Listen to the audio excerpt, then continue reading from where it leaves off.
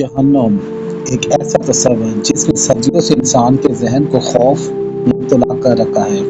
आग, अंधेरा और अजाब। मगर सवाल ये है कि ये तस्वर कहाँ से आया और वक्त के साथ कैसे बदला। 15वीं सदी के इतालवी शायर दांते एलिगरी ने अपनी मशहूर किताब डिवाइन कॉमेडी में जहन्नुम के दरवाजे का नक्शा खींचा, जहाँ दाखिल होने वालों को खबरदार किया गया था, यहाँ दाखिल होने वाले उम्मीद को छोड़ आए। ये मंजरनामा मसीही यकीनी में जहन्नुम के तस्वर को एक खौफनाक हकीकत के तौर पर पेश करता है। चर्च की तालीमात जहन्नुम को एक अबदी जगह करार देती है, एक ऐसी जगह जहां गुनाहगार रूहें हमेशा के लिए अबदी आग में जलती हैं। लेकिन हालिया दौर में पोप फ्रांसिस के एक बयान ने इस तस्वर पर नई बहस छेड़ दी। उनके मुताबिक जहन्नुम कोई मखसूस जगह नहीं, बल्कि वो हालत है जब गुनाहगार रूहें खुदा की रहमत से महरूम होकर फना हो जाती हैं।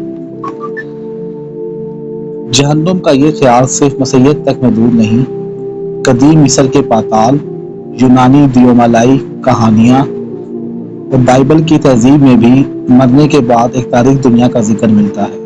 अबरानी सहीफों में इस मकाम को शेवल कहा गया, जहाँ सब मरने के बाद जाते हैं।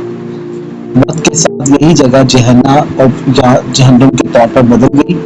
कुरान मजीद में भी नारे जहन्नम यानी आग की जगह का जिक्र है, जहाँ मुनकर रूहें भेजी जाती हैं। लेकिन दुनिया की दूसरी तहजीबों में जहन्नुम एक अलग रूप में नजर आती है।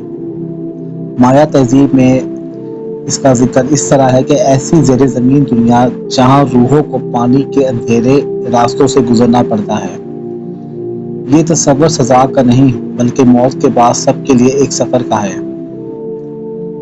सदियों से जहन्नुम के मुख्तलिफ तस्वुरात हमें ये बताते हैं कि इंसान हमेशा नेकी और बदी के अंजाम पर गौर करता रहा है। जहन्नुम एक आग, एक जगह है या एक कैफियत? ये सवाल आज भी हमारे ज़हनों में जिंदा है और शायद हमेशा रहेगा।